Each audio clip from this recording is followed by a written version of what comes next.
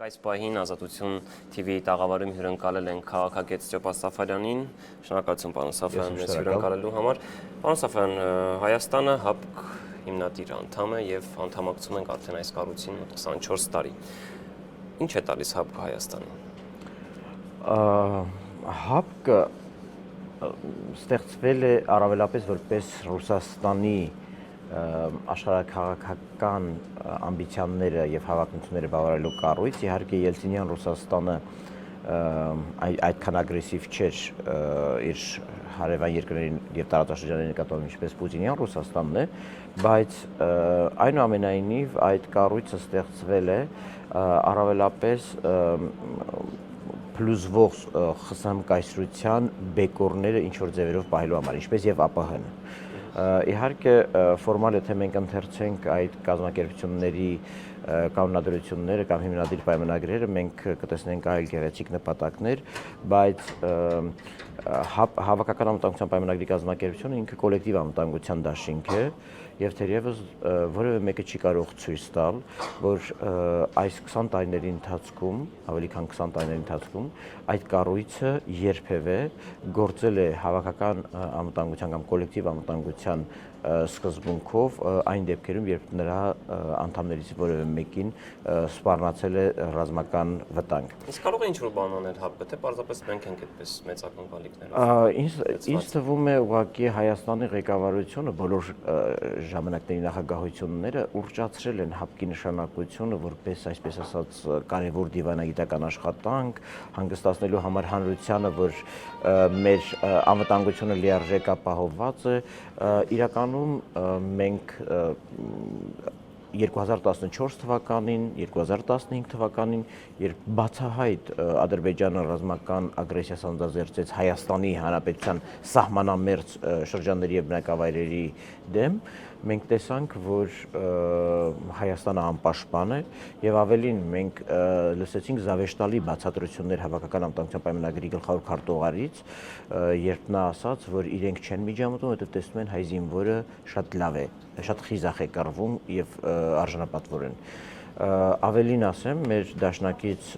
Ռուսաստանի դեսպանը ի պատասխան բազմաթիվ հարցադրումների, թե ինչու ՀԱՊԿ կամ Ռուսաստանը որպես Հայաստանի ռազմավարական դաշնակից չեն միջամտում, պատասխանել էր, թե իրենք տեղյակ չեն, որ Հայաստանի սահմաններում կրակոցներ կան եւ հրադադարի խախտումներ։ Դա ըստ էության հրադադարի խախտումներ չէին, որովհետեւ Հայաստանի Հանրապետության սահմանների նկատմամբ ոտնձգությունը դա արդեն ռազմական վտանգ է եւ անգամ այդ բառը օգտագործելի չէ։ Դուք վերջին իրադարձությունները հիշեցիք, բայց արդեն իսկապես ավելի քան 2 տասնամյակ մենք անդամակցում ենք։ Այ նաև մեջբերեցիք հիմնադիր այսպես պայմանագիրի այդ կազմակերպության, որի այսպես երկրորդ հոդվածն ասում է, որ կազմակերպությունը երաշխավորում է անդամ բոլոր պետությունների անվտանգությունը։ Դուք այս խոսքերի գործնական կիրառմանը երբևէ այսպես ակնհայտ եղել եք։ Երբեք չի եղել։ Հավանաբար կհիշեք 2007 թվականներին մենք նույնպես կրկին նախագահող երկիր էինք հավաքական անվտանգության պայմանագրի կազմակերպությունում եւ այն ժամանակ սկսեցին ձևավորել արագ արձագանքման ուժեր։ ՀԱՊԿ մշտապես քննադատվել է եւ ոչ միայն անվտանգության ոլորտի հեղինակավոր փորձագետների կողմից, այլ հենց նույն անդամ երկրների ներսում, որ այն ըստ էության բուտաֆորիայի թղթի վրա գոյություն ունի, բայց պրակտիկայում այն միջամտելու ձև չունի։ 2007 թվականներին ստորագրվեցին մի շարք ուրեմն համաձայնագրեր, որոնք իբրև թե կոչված էին ավելի կիրառական դարձնելու, գործնականում ավելի այսպես ասենք միջամտության առումով ավելի առարկայական դարձնել ՀԱՊԿ-ի գործողությունները այդ քննադատությունից խուսափելու համար։ Ես հիշում եմ ազգային ժողովում նախորդ գումարման, երբ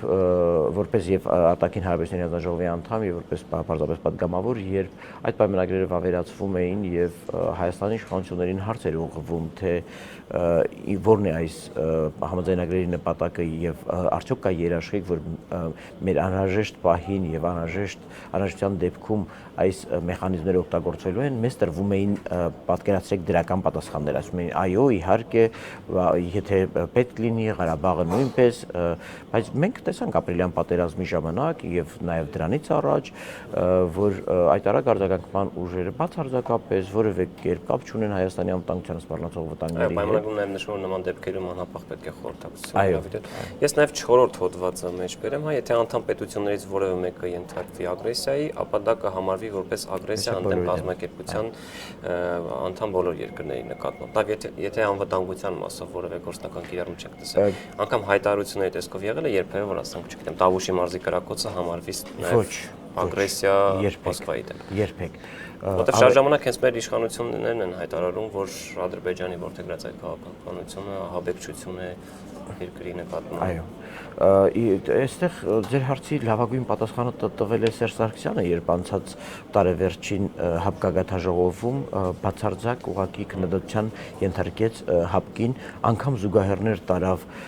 ՆԱՏՕ-ի հետ, նշելով, որ նույնիսկ ՆԱՏՕ-ն իր դաշնակից Թուրքիայի անվտանգության հարցերի նկատմամբ անուշադիր չէ, մինչդեռ հապկանդամ երկրները, հիշեցնում եմ իր բառերը,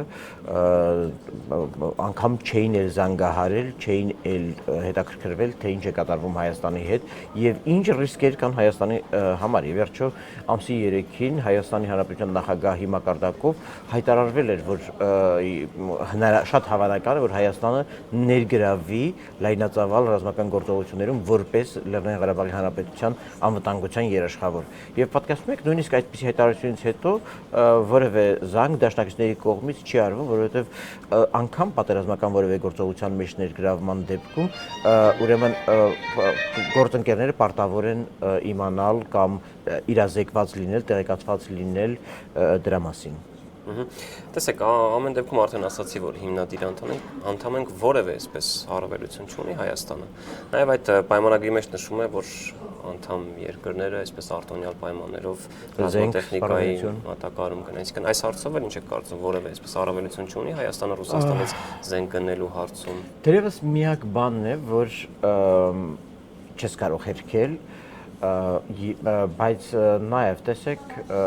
այստեղ միայն սպառազինության եւ պատահական չէ, որ շատ փորձագետներ գտնում են, որ Հավաքական անվտանգության պայմանագրի կազմակերպությունը կամ Ռուսաստանի շուրջ նմանատիպ այլ կազմակերպություններ ոչ ռազմական եւ անվտանգության ուղղվածության ստեղծվել են ուղղակի նրանց տնտեսական, ռազմական եւ այլ առումներով կախվածության մեջ պահելու առումներով։ Թվում է թե գրավիչ է, գայթակղիչ է Հայաստանի կամ հապկանդամ որևէ երկրի համար Ռուսաստանից ձեռք բերել արտոնյալ պայմաններով ուրեմն սպառազինություն։ Անկեղծ ասած, ես միշտ քննադատել եմ Հայաստանի Հանրապետության կողմից վարվող քաղաքականություն այն պատճառով, որ ոչ թե պետք է մտնել սպառազինությունների մրցավազքի մեջ հակառակորդի հետ, այլ ճիշտ հակառակը ձևեր մտածել սպառազինությունների մրցավազքը դադարեցնելու համար, որովհետև ի վերջո սա անմտություն է, սա խելագարություն է։ Բայց մենք մշտապես հիացել ենք, հրապուրվել ենք, ասել ենք այ տեսեք, ի տարբերություն Ադրբեջանի մեզ ավելի էժան են սպառազինություն տրամադրում։ Սա լուծում չէ եւ ես կարծում եմ արդեն այսօր ակնհայտ է, որ Հայաստանի համար սա ապագա չէ։ Եթե անգամ մեզ նույնիսկ ուրեմն էժան գներով Իսկանդերներ են տալիս կամ չգիտեմ զանգվածային ոչնչացման այլ սպառազինություններ, որոնք հակառակորդին միառժամանակ զսպում են։ Հետևաբար, բայց եկեք նաև խնդրին նայենք այլ տեսանկյունից։ Այսինքն ամեն դեպքում փոքրինչ, այսպես ձեր կարծիքով օգուտ քաղաք Հայաստանը։ Բայց եկեք դիտարկենք, դա օգուտ է թե վնաս, որովհետև ես նույնիսկ եմ կրկնում, այ հիմա մեզ Իսկանդերներ տրամադրելով Ադրբեջանին է կախվածության մեջ դրել, ով տարիներ շարունակ կպայքարի ինքը նույնպես Իսկանդեր ձեռք բերելու համար կամ խոսում է Ադրբեջանում խոսում է Իսկանդերից առաջ հետևական ժամանակ քննարկվում էր այն $200 միլիոն սպառազինության հարցը, որ գրեթե 1 տարուց ավելի է իշխանություններն ասում են, որ գործընթացի մեջ է, փաստաթղթեր են շատ ապրեք, հենց դրանով երկիրը ինքը հայտնվում է տոտալ կախվածության մեջ եւ չի կարողանում ինքնուրույն քաղաքականություններ վարել, որոնք նրան անհրաժեշտ են, այսինքն որովհետեւ քո համար կենսական անհրաժեշտություն է դարձել այդ $200 միլիոն սպառազինության ուրեմն ուրեմն վարկի սպառազինությունը եւ դու որևէ այլ բանի մասին չես մտածում քո անվտանգության ակտիվները լրացնելու առումով, որովհետեւ դու տոտալ կախվածության մեջ ես քո դաշնակցից, որը խոստացել է քեզ տրամադրել այդ սպառազինությունը, բայց դա չի կատարում։ Նաեւ ուրիշ խնդիր կա։ Հատնում անգամ այդ անդամակցությունը այդ բյուրոկրատական քաշքշուկները կարծես թե չի վերացնում, եթե 1 տարուց ավելի միայն նշում էր, որ փաստաթղթեր են կնքվում համապատասխան։ Այո, ըստ էության նաև ցավալիորեն կա նաև այդ խորհրդային, ռուսական եւ այլն այդ բյուրոկրատիան, երբ ոչ քաղաքական պատճառներով անգամ կարող է ուղղակի ձգձգվել process-ը, բայց սպառազինության տրամադրումը նաև ուշադրություն դարձրեք բերում է այն օգտագործելու հետ կապված կադրերի վերապատրաստման հարցի, երբ դու քո ուրեմն զինվորականներին գործուղում ես 4, 6, 1 տարի ժամկետ 4-ից 6 ամիս կամ 1 տարի ժամկետներով տիրապետելու այդ սպառազինությունները, այսինքն դու բոլոր առումներով, անգամ կադրային առումով հայտնվում ես տոտալ վերահսկողության տակ։ Հիմա կներեք, միգուցե ոմանք այս մանրամասները չգիտեն կամ չեն կարևորում սրանց վտանգավոր հետևանքները, բայց իմ համար գոնե ակնհայտ է, որ սա տոտալ կախվածության մասին է եւ այդպիսի կախվածության պայմաններում լիակատար կամ լավագույն անվտանգություն չի լինում, եթե անգամ դրա կողքին քեզ տրամադրում են այսպես ասած ներքին գներով կամ արտոնյալ գներով սպառազինություն։ Պարոն Սաֆյան, դուք հիշատակեցիք քարորիա պատերազմը, ինչ եք կարծում այդ քարորիա պատերազմից հետո Հայաստանում էս իշխանությունները փոխել են իրենց սպասումները հաշվարկահատկի հետ կապված։ Ես կարծում եմ այն մեծ ապտակ էր բոլորին, ովքեր հույսը դրել էին, որ Ռուսաստանը ամեն ինչ կանի, որպեսզի Ադրբեջանը չդիմի ռազմական արկածախնդրության, ովքեր մտածում էին, որ Ռուսաստանը հավասարակշիռ դիրքորոշում ունի Ղարաբաղյան հակամարտության հարցում եւ ովքեր մտածում էին, որ հայ-ռուսական հարաբերությունները ուղղակի կատարյալ են դարձրել կամ կատարյալ մոտ են դարձրել Հայաստանի եւ Արցախի անվտանգությունը։ Իրականում Հայաստանի իշխանությունները տեսան, որ բոլոր այս թեզերը, որոնցով կերակրել է ինքը տարիներ շարունակ հասարակության, սրանք կեղծ են եւ այս բաժակաճառերը այսօր էլ ասենք, հա, Վլադիմիր Պուտինն է այցելել, այս գեղեցիկ հայտարարությունները դարավոր բարեկամության եւ այլնի հետ կապված պարզապես շղարշ են, որի տակ, եթե չասեմ, աղճատված հարաբերություններ են ի վնաս մեզ, այլ դատարկություն նույնիսկ վակում, որը նաև Ադրբեջանը նկատեցի դեպ։ Եկեք Ալիևին հիմարի տեղ չդնենք, հասկանանք, որ նա ինքը հասկացել է, ինքը կանխավիմացել է, որ Ռուսաստանը չի միջամտելու եւ դրա համար է այդպիսի համարձակություն ունեցել սանձազերծել ռազմական արկածախնդրություն։ Գիտեք, խախտել պայմանավորվածություններ, որոնք տրվել են 2008 թվականի օգոստոսի 8-ին Սոչիում, երբ Ալիևին եւ Սերժ Սարգսյանին հրավիրեց իր մոտ պարոն Պուտինը օգոստոսյան արկածախնդրությունից հետո 2014 թվականի, եւ որտեղ նրանք խոսք տվեցին, որ մենք խաղաղ ճանապարհով կարգավորելու ենք, հա, խախտել նման պայմանավորվածություններ, գիտեք, դա բավականին հազվադեպ հանդիպող երևույթ է միջազգային հարաբերություններում եւ դա բավականին լուրջ պատժվող արարք է, եթե խոշոր խաղացողները կամ երկրի ղեկավարները չեն պահում իրենց թեկուզ եւ բանավոր տված խոստումը։ Այսինքն դուք կարծում եք, որ Հայաստանի անվտանգությանը սպառնացող այսպես վտանգի դեպքում հաջորդ անգամ ՀԱՊԿ-ն նույն սցենարը Ես կարծում եմ, ՀԱՊԿ-ի մասին ընդհանրապես պետք չի խոսել, որտեղ Ղազախստանը երբեք տեսեք Ղազախստանի նախագահը նույնիսկ դիվանագիտական հիվանդության պատրվակով անգամ հրաժարվեց գալ։ Այսինքն թերահավատ եք այդ տեղեկատվությանը։ Այո, որովհետև եթե մենք ուսումնասիրենք ՀԱՊԿ-ի շրջանակներում կնքված տարբեր պայմանագրերին ռազմական փոխօգնության վերաբերյալ եւ հետևեք նաեւ ուրեմն այն արգումենտներին, որոնք բերել են կենտրոնասիական պետությունները, հա, մենք գործ ունենք Կովկասի համար, եկեք սա դարձնենք երկկողմ Ռուսաստանի եւ մեր միջև, Բելարուսը ինքն է ձեռքերը լվացել Կովկասից եւ կենտրոնական Ասիայից, ասելով, որ ես երկկողմ հարաբերությունների մեջ եմ Ռուսաստանի հետ, դա եղել է եւ ԱՊՀ-ի շրջանակներում եւ ՀԱՊԿ-ի շրջանակներում, մենք մի քանի ամիս առաջ քննարկում էինք Միացյալ հակաօդային պաշտպանության համակարգ ստեղծելու հարցը եւ այդ պայմանագիրը նույնպես այնտեղ եթե նայեք վերանայումները 2005 թվականի պայմանագիրը, դուք կտեսնեք ուրեմն Ղազախստանը ասաց, որ այս պայմանագիրը կգործածվի միայն երկկողմանի ուղղությամբ, այսինքն ինքը պատասխանատու չէ Կովկասյան ուղղության համար։ Ուրեմն Բելարուսը ասաց, որ ինքը պատասխանատու չէ այն մյուս ուղղությունների համար։ Եվ ներեցեք, այսքանից հետո եթե նրանք բոլոր հարցերում նման վերապահումներ են դնում, ասացեք խնդրեմ 4-րդ հոդվածը ինչպես է կիրառելու, ինչպես է մեկնաբանելու այդ 4-րդ հոդվածը որպես դաշինքի բոլոր անդամների դեմ ուղղված հարձակում։ Այո, եթե նրանք բոլոր նման առիթներով կլինի դա ցամաքային զորքերին վերաբերվող, դա կլինի արագ արձագանքման ուժերին վերաբերվող, թե դա կլինի հակաօդային պաշտպանության ուժերին, այդ բոլոր հարցերում իրենք վերապահումներ են դնում եւ հասկացնում են, որ այս հարաբերությունները մեր եւ Ռուսաստանի միջև են։ Նույն կերպ երկկողմանի եղել եւ մնում են Հայաստանի եւ Ռուսաստանի հարաբերությունները անգամ հապկի շրջանակներում, դրանք երկկողմ հարաբերություններ են, պարզապես նորից կրկնենք, այդ թաղանթը ստեղծվել է Ռուսաստանի շուրջ, ուղղակի չկորցնելու համար նախկին խորհրդային միության գոտիները, որոնք որ հնարավոր է պահել, եւ երկրորդը նրանց վաճառել սպառազինություն, ի վերջո պատերազմը նույնպես տնտեսություն է, ի վերջո սպառազինության վաճառքը նույնպես մեծագույն կոմերցիան է այս մեր դարաշրջանում, հետեւաբար բացարձակապես այլ ուրեմն նպատակներ է տապնում եւ այն երբ որ ճիշտ է մենք գրգռվում էինք եւ որ ասում էին սա բիզնես է Ադրբեջանի հետ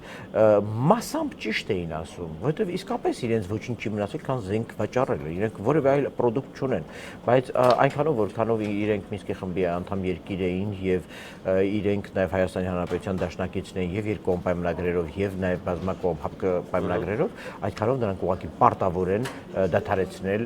Ադրբեջանի սպառազինությունը։ Պարոն Սաֆարյան, այսօր ՀԱՊԿ կունենա նոր գլխավոր քարտուղար, արդեն հայազգի, ինչ է կարծում ով կլինի Հայաստանից եւ ինչ կարող է արդյոք դա փոխել։ Եկեք հիշենք, թե ինչ տեղի ունեցավ ամիսներ առաջ, երբ կրկին Բորդյուժայի ուրեմն պաշտոնավարման ժամկետը ավարտվել էր եւ մեզ համոզեցին, որ Հայաստանի անունից պարոն Բորդյուժան կրկին պաշտոնավարի։ Այսինքն այն ժամանակ, երբ ապրիլյան պատերազմի խորապատկերին Հայաստանի համար կարծեք թե կենսական անհրաժեշտություն էր դառնում ուրեմն նաև այդպիսի ազդեցիկ լծակներ ունենալ, այն ժամանակ մեզ ասացին, սա ձեզ համար չէ, մենք ձեր փոխարեն կգնայինք եւ դիվանագիտակի հիշում եմ, տեղեկատվական արտահոսքեր էին լինում, որ Ռուսաստանը այդ քայլին գնացել է չգրգռելու համար մյուս երկրներին, Ադրբեջանին եւ այլն։ Այժմ, երբ մեզ առաջարկվում է այդպիսի կարգավիճակ կամ հայ պաշտոնյա պետք է լինի, նախ ես չեմ ուզում լուրջ վերաբերվել մի բանի, որը լուրջ կառույց չէ, բայց այստեղ ուրիշ խնդիր կա։ Նկատելիորեն ամռանը ուրեմն Վարշավայում տեղի ունեցած ՆԱՏՕ-ի գագաթնաժողովի որոշումները ուղղակի վերինաշրջանի ագրեսիվ են ընդունվել Ռուսաստանի կողմից։ Եվ մենք տեսանք ՆԱՏՕ-ի անդամ երկրների սահմաններին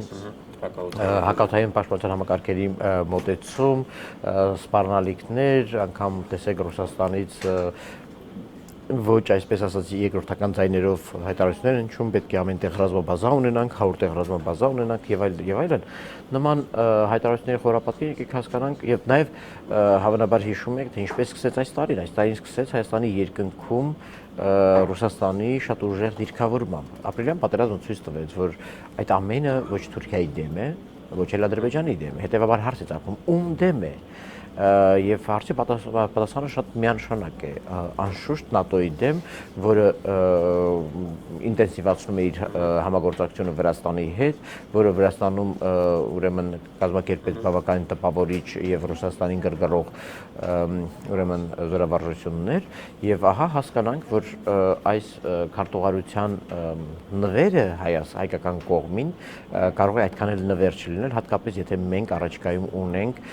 վտանգավոր ռիսկային զարգացումներ մեր շատ կարևոր հարևանի Վրաստանի հետ։ Ես կարծում եմ որպես թեմայի շարունակություն, հա,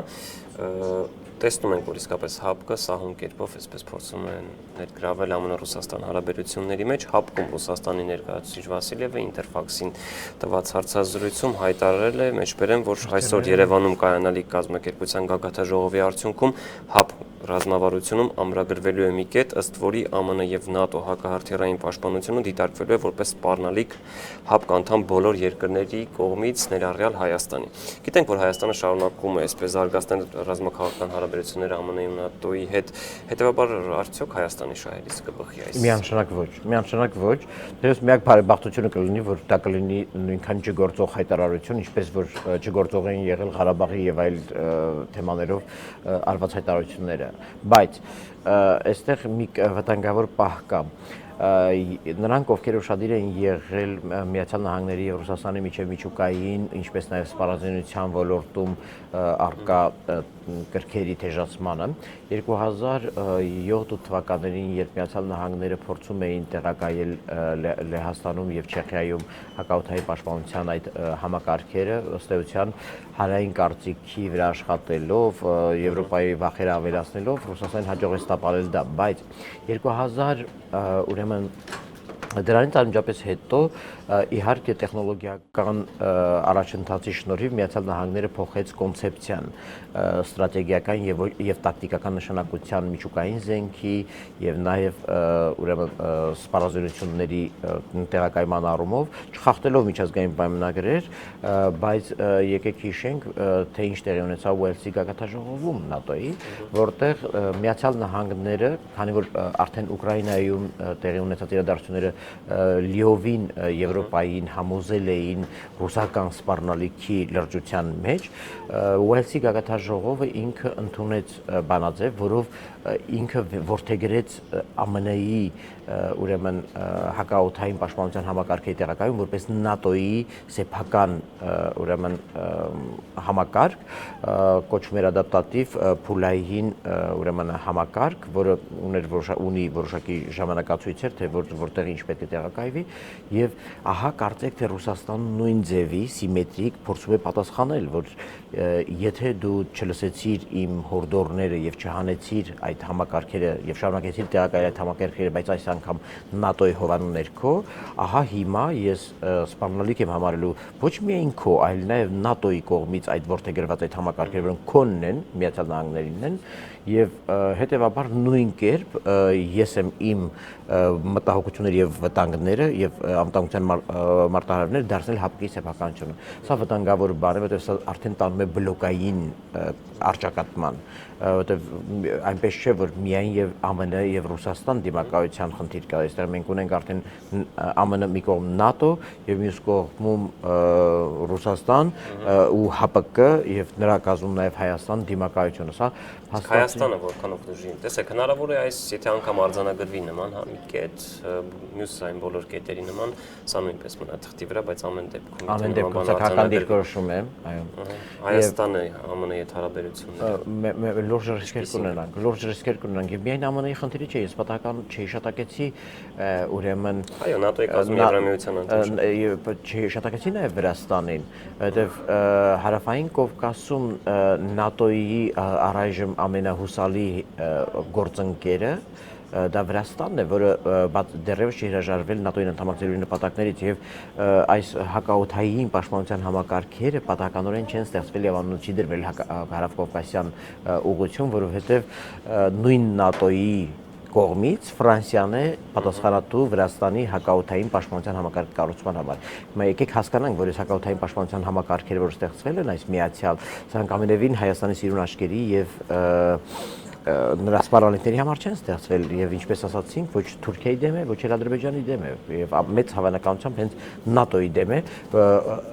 Վրաստանի միջոցով։ Եվ Հայաստանը կարող է այսպես ստորագրել նման փաստաթուղթ, եթե այսօր նման արձանագրություն լինի։ Ինձ թվում է Հայաստանը վարվելու է ինչպես միշտ է վարվել, դե մի թուղթ ավել, մի թուղթ պակաս այսպես տրամաբանությամբ, մտածելով, որ դե կարելի է ստորագրել միևնույն է դրանք չեն գործում մեջ կլինեն մարդիկ, ով իսկապես այսպես գիտակցեն, որ սա կարող է։ Ես չգիտեմ ճիշտ ասած իշխանության ներսում ով գիտակցություն ունի, ով գիտակցություն չունի, բայց ուզում եմ որ բոլորը հասկանան, թե ինչպիսի ռիսկային իրավիճակ է եւ խուսափեն, այո, Հայաստանը կանգնեցնել դիլեմաների առաջ։ Մեզ արդեն քանիցս այդ դիլեմայի առաջ կանգնեցրել են, սկսած ԵՏՄ-ին անդամակցությունից եւ եթե դրա պատողները այդքան քաղցր են իշխանության եւ պետության համար, ապա այդ դեպքում թող ոչ առաջին նախագահը նեղվի իր փոքրիկ ստատուսով, ոչ երրորդ նախագահը զարմանա ոչ էլ երկրորդ նախագահը ուրեմն խուսափի պատճառների մասին խոսելուց, որովհետև այսպես ռիսկեր ստեղծելով մեր պետության համար, ամեն թղթի տակ ստորագրելով եւ ամեն հարցում չպնդելով ազգային շահը, մեզ կանգնեցրել են բոլորիս այս վիճակի։ Կարող է Հայաստանը, ասենք, չգիտեմ, եթե նման կետ լինի, Հայաստանը իր կողմից պահանջի այդ դեպքում նաև Ադրբեջանի կողմից վտանգ ներառվի։ Ես քանի անգամ առաջարկել եմ Հայաստանի իշխանություններին, այդ թվում եւ մի անգամ առաջարկեցի 2012 թվականի պայմանագրի մեկ լրացման արձանագրության վավերացման կապակցությամբ, որով մեզ արգելվում էր ՀԱՊԿ անդամ երկիր չհանդիսացող այլ երկրների ռազմական ենթակառուցվածքի որևէ օբյեկտ մեր տարածքում տեղակայելու հարցում մեր ինքնիշխան որոշումները սահմանափակում էր, այսինքն ասում էր, որպեսզի դուք թույլ տաք, որ որևէ մեկը ինչ-որ մի պալատկա խփի, ենթադրենք թե կամ ինչ-որ մի համակարգ բերի տեղակայի Հայաստանում, որը կարող է եւ դու օգտագործել եւ ինքը, ապա այդ դեպքում պետք է ունենաս ՀԱՊԿ անդամ երկրների համաձայնությունը։ Այն ժամանակ 2012 թվականին ես հրապարակավ առաջարկեցի եւ իշխանություններին եւ խորհրդարանին վերապահում դնել, որ եթե այդպիսի ինքնիշխանության սահմանափակում է գնում Հայաստանի պարագայում, այդ դեպքում նաեւ մյուսները պետք է վերապահում պետք է դրվի, վերապայման պետք է դրվի, որ նրանք էլ հրաժարվում են Ադրբեջանին վաճառել սպառազինություն։ Հայաստանի իշխանությունները այդպիսի համարձակություն չունեցան։ Նմանատիպ երկրորդ առաջարկը ես արել եմ այս հակաօդային պաշտպանության համակարգի ուրեմն պայմանագրի դեպքում, հասկացնելով, որ Հայաստանը ըստ էության իր օդային տարածքում իր ինքնիշխան իրավունքը Ռուսաստանին զիջում է ուղղակի ձրի։ Իսկ միգուցե համարեն, որ Իսկանդերը դրա պատասխանն էր, ես ճիշտ ասած չեմ կարող ասել, թե ինչպիսի ստվերային գործարքներ են տեղի ունեցել, հատկապես եւ որ խոսք է գնում, որ 200 միլիոն այդ Իսկանդերի գումարը չի մտնում 200 միլիոն վարկի շրջանակների մեջ, բայց համենայն դեպս ինչ էլ որ լինի, միևնույնն է, Հայաստանի համար շատ ավելի կարևոր էր կանխել Ռուսաստանի եւ Ղազախստանի նման երկրների կամ Բելարուսի նման երկրների, որոնք ռազմաարդյունաբերական համալիր ունեն, այդ երկրների կողմից Ադրբեջանին սպառազինության տրամադրումը շատ ավելի կարևոր է մեզ համար, քան հավատացեք նույնիսկ Իսկանդերները, որոնք մենք ստացել ենք։ Հետևաբար այս կտրվածքով մենք այդ ժամանակ էլ չդրեցինք վերապահումը։ Ես հիմա չգիտեմ, ճիշտ ասած հիմա սա գիտեք, թե ինչ պայմանագրեր կստորագրվեն այժմ։ Հայտարարությունների դեպքում խիստ կասկածում եմ, որ Հայաստանի իշխանությունները կարողանան նման վերապահում կամ հավերապայման առաջ քաշել։ Բայց եթե լինեն պայմանագրեր, որոնք ուղղակիորեն առնչվեն այս հավաքի ընթացքում, զգագաթաժողովի ընթացքում ստորագրվեն նաև պայմանագրեր, որոնք ենթակա լինեն ազգային ժողովի վավերացմանը, ապա այդ դեպքում, չգիտեմ, արդեն վախենում եմ ասել, ես հույս ունեմ, թե չունեմ, որ այսքան սպառնալիքներից հետո նրանք նման վերապահումներ կդնեն։ Վերջին հարցը, եթե պայմանագրի տեսքով էլ չէ, հայտարարությունների տեսքով կարելի է ակնկալել, որ այսօր նախագահների հանդիպման ընթացքում այսպես կարծացվի քարոզիա պատերազմի թեման կամ Ղարաբաղյան հարցը։ Ես կարծում եմ պետք է բարձրացվի այդ հարցը։ Չգիտեմ, Սերժ Սարգսյանը կբարձրացնի, թե չի բարձրացնի կամ Էդվարդ Նալբանդյանը կբարձրացնի այդ հարցը, թե ոչ, բայց չպետք է թողնել, որ այդ քարոզիա պատերազմը այդքան հեշտ մոռացության տրվի եւ նաեւ չպետք է թողել, որ այդ երկրները մտածեն, որ իրենց անթույլատրելի պահվածքը քարոզիա պատերազմի օրերին հենց իրենց դաշնակցի Հայաստանի նկատմամբ, թեկուզ եւ քաղաքական հետաքրքրություններ ցուցաբերելու կամ զուտ մարդկային հետաքրքրություն ցուցաբերելու առումով։ Ամեն դեպքում Ղարաբաղյան հակամարտությունը իրենց կարգավորման տիրույթում չէ, բայց ՀԱՊԿ-ը երբեմն այսպես հայտարարություններով հանդես գալիս է այդ Դե հիմա Սիրիան էլ իրենց տիրույթում չէ, բայց Սիրիայի մասին չեն խոսափում հոխորտանքներ եւ այլ սահմարկեցուցիչ տեքստեր արձակեն։ Ի վերջո նաև ուշադրություն դարձնենք, որ ռիսկերը գնալով ավելանում են Ղարաբաղյան հակամարտության։ Մենք արդեն քանի օր է դրա մասին խոսում ենք, տեսնում ենք դրա նշանները եւ ՀԱՊԿ-ը այո պարտավոր է բարձրացնել եւ քննարկել ապրիլյան պատերազմի թեման։ Շնորհակալություն պարոն Սաֆարյանի համար։ Ես հիշեցնում եմ մենք զրուցում էինք քաղաքագետ Ստեփան Սաֆարյանի հետ։